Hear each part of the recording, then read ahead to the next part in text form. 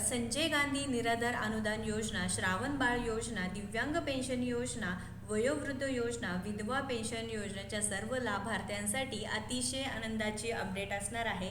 April हप्ता वितरण कधी होणार, लाभार्थी प्रत्येक वेळेस कमेंट करून विचारत होते, तर लाभार्थ्यांना लक्षात घ्या, तारीख जाहीर झालेली आहे। जी ऑफिशियल वेबसाईट आहे त्यावरती तारीखसुद्धा देण्यात आली आहे, पण लाभार्थ्यांच्या खात्यामध्ये पैसे जमा कधी होणार ही सगळी माहिती आपण या व्हिडिओच्या माध्यमातून पाहूया।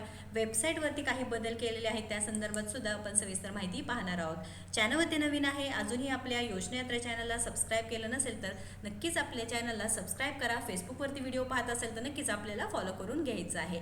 तर social justice and special assistant department government of Maharashtra ही जी ऑफिशियल वेबसाईट आहे त्यावरती अपडेट आली आहे। आपणास सूचित करण्यात येते की डीबीटी प्रणालीवर दिनांक 9 एप्रिल 2026 रोजी दुपारी 1 वाजल्यापासून, म्हणजे आजच दुपारी 1 वाजल्यापासून ते 10 एप्रिल 2026 रात्री 9 वाजेपर्यंत पोर्टलवरील लाभ वितरण करण्याची कार्यवाही करण्यात येणार असून सदर कालावधीत पोर्टल सक्रिय राहणार नाही। तर 2 दिवस पोर्टल सक्रिय राहणार नाही। उद्या रात्री म्हणजेच 10 तारखेपासून लाभार्थ्यांच्या खात्यामध्ये पैसे जमा होणार। उद्या जर पैसे जमा झाले नाही तर टेन्शन घेऊ नका, परवा सकाळपासून लाभार्थ्यांच्या खात्यामध्ये डीबीटी मार्फत पैसे जमा होणार आहे।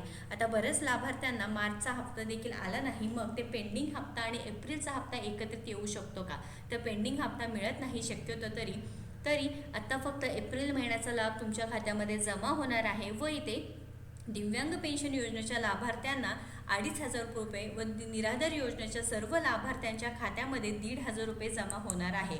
आता ही जी लाभार्थी स्थिती आहे, तुम्हाला मागच्या महिन्याचे पैसे मिळाले का नाही, 2 पद्धतीने तुम्ही पाहू शकता। लाभार्थी स्थिती आहे, बेनिफिशरी स्टेटस, आणि दुसरं जे आहे स्थिती पहा, ही अपडेट आलेली आहे। ज्या स्कीम नेममध्ये तुम्ही संजय गांधी निराधार अनुदान योजना, श्रावण बाळ सेवा राज्य निवृत्तीवेतन योजना 2 ऑप्शन देण्यात आलेले आहे। ॲप्लिकेशन नंबर टाकायचा आहे आणि पूर्णपणे तुमची माहिती तुमच्या स्क्रीनवरती येणार आहे।